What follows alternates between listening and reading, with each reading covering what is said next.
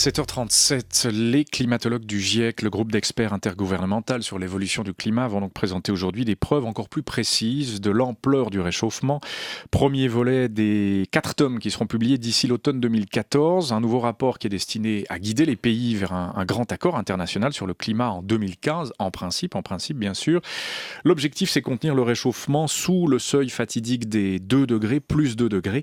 Bonjour Martin Benniston. Bonjour. Vous êtes climatologue, directeur de l'Institut des sciences de l'environnement de l'Université de Genève. Vous étiez vice-président lors du 2e rapport d'évaluation du GIEC, le GIEC dont on rappelle qu'il a reçu le prix Nobel de la paix, c'était en 2007. Voilà. Et puis en 2007, justement, dans son dernier rapport, le GIEC avait estimé que la hausse moyenne des océans pourrait atteindre 18 à 59 cm en 2100. Là, nouveau rapport, on est plutôt du côté de 80 cm, voire même 1 mètre d'élévation du niveau de la mer d'ici à 2100. On est un peu plus précis dans les mesures, on tient compte maintenant d'un phénomène qu'on connaissait pas, c'est l'écoulement dans les océans des glaciers côtiers du Groenland et de l'Antarctique. Ça veut dire que c'est plus grave que prévu encore. On n'a pas encore mesuré l'ampleur. Ce qui est intéressant avec l'histoire du niveau de la montée des mers, c'est que dans les rapports, le premier et deuxième rapport, on parlait justement d'1 mètre, voire même un petit peu plus. Ensuite, ça a été beaucoup plus conservateur. On est redescendu. On est redescendu. Et depuis la publication du rapport 2007, on a vu ce qui se passait au Groenland avec une fusion des glaces beaucoup plus importante que ce qu'on anticipait. Ce qui fait que ce qui se passe aujourd'hui au Groenland sera effectivement le modulateur de la montée des océans dans les 50 à 100 prochaines années. Alors, plus de fonte du socle du glacier groenlandais veut dire plus d'eau dans les océans, finalement. Pardon pour la question aussi simplement posée, mais cette fonte-là est due à 100% au réchauffement climatique ? C'est dû au réchauffement, quelle qu'en soit la cause. C'est clair que pour que la glace fonde, il faut qu'il y ait de l'énergie et c'est sous forme de chaleur dans l'atmosphère, effectivement. On parle de cycle océanique aussi, etc. Tout ça entre en compte ?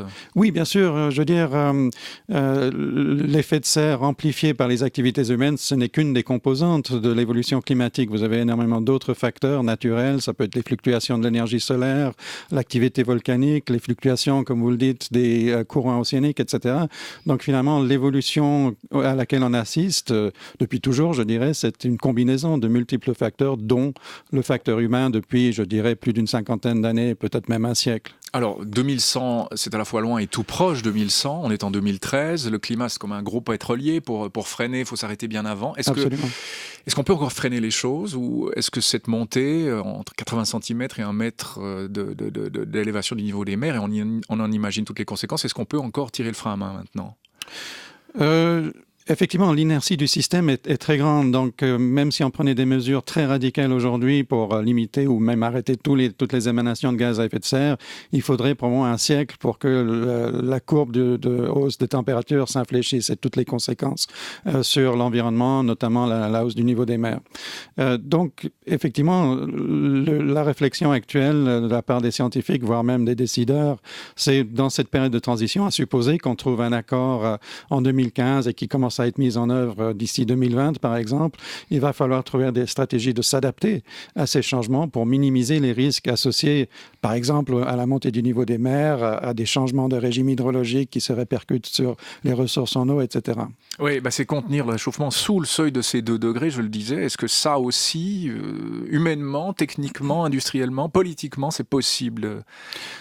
Je pense que technologiquement, ça serait possible si on prend le taureau par les cornes aujourd'hui. C'est-à-dire qu'on ferme le robinet maintenant. Effectivement, il faudrait vraiment réduire assez massivement les émissions de gaz à effet de serre, pratiquement dès demain, pour espérer d'ici 2050 une stabilisation des concentrations de gaz à effet de serre qui nous laisserait supposer que la hausse des températures ne dépasserait peut-être pas les 2 degrés d'ici 2100. Le problème étant qu'on n'est pas en train de vraiment prendre ce chemin-là. Oui, voilà pour le constat. Il est assez accablant. Il est même pire que ce qu'on imaginait encore il y a quelques années, Martin Benniston. Bon, c'est un premier volet. Il y aura 4 tomes, je crois, d'ici 2014. Des tomes, c'est des centaines et des milliers de pages, etc. Ils vont vraiment être lus, à part par les scientifiques, évidemment, par vous et d'autres qui s'y intéressent. Mais est-ce que les politiques, est-ce que les décideurs, est-ce que les représentants du monde de l'économie vont vraiment tenir compte de ça ? Écoutez, bon, le GIEC, avec ses grands rapports, fait aussi des résumés pour les décideurs. Donc, c'est des résumés courts qui essaient de tirer l'essentiel d'informations qui peut être utile pour la prise de décision économique et politique. Mon avis, bon, je ne suis plus dans le GIEC depuis le rapport 2007, c'est que ça devient une grande machine, aussi avec son inertie. Et je ne suis pas convaincu que ces grands rapports, tous les 4 ou 5 ans, qui finissent finalement par dire un petit peu la même chose, même si on affine ici et là. Moi, je verrais plus le GIEC comme un instrument qui permettrait justement d'aborder les questions de comment atteindre cette limitation des 2 degrés au niveau technologique, économique, politique, etc. Donc, des rapports ciblés plutôt que ces gros rapports qui font au total, je ne sais pas, 4 ou 5 000 pages, par exemple. Un propos assez critique, vous étiez quand même vice-président du GIEC. Vous dites grand machin, ça fait penser à l'ONU. Hein, c'est un machin, et on se souvient du général qui disait l'ONU est un machin, le général de Gaulle. C'est un machin onusien, le GIEC. C'est devenu un machin onusien, Martin Benniston. C'est devenu plus lourd avec le temps. Je pense que le GIEC a eu un impact très net sur la prise de conscience d'un problème qui est un problème important, actuel et à venir. Et donc, ce que j'aimerais voir, c'est peut-être une transformation des activités du GIEC plus ciblées vers les besoins justement des négociations pour trouver un protocole post-Kyoto, par exemple. Au fond, le GIEC ne se limite qu'au constat, il devrait proposer des solutions, ce qu'il ne fait pas. Voilà, c'est dans son mandat de ne pas diriger la prise de décision, c'est juste de faire l'état des connaissances sur la question climatique et de ses impacts. Vous n'êtes plus au GIEC, pourquoi, au fond ? Bon, depuis que je suis à Genève, j'ai pris la direction de l'Institut des sciences de l'environnement. J'ai géré un très gros projet européen qui vient de se terminer il y a quelques semaines. Donc, on ne peut pas être sur tous les fronts en même temps. Et puis, finalement, après 15 ans au GIEC, un peu place aux jeunes, quoi. D'accord. Il n'y a pas d'amertume de votre part de critiquer vos anciens compagnons de non, travail, c'est pas ça? Non, au contraire. Je trouve que le travail du GIEC est tout à fait remarquable, même s'il y a eu par-ci, par-là quelques problèmes dont on a abondamment parlé dans les médias. Oui, il y avait eu des erreurs. Sur notamment les fonds des glaciers. Ouais. Oui.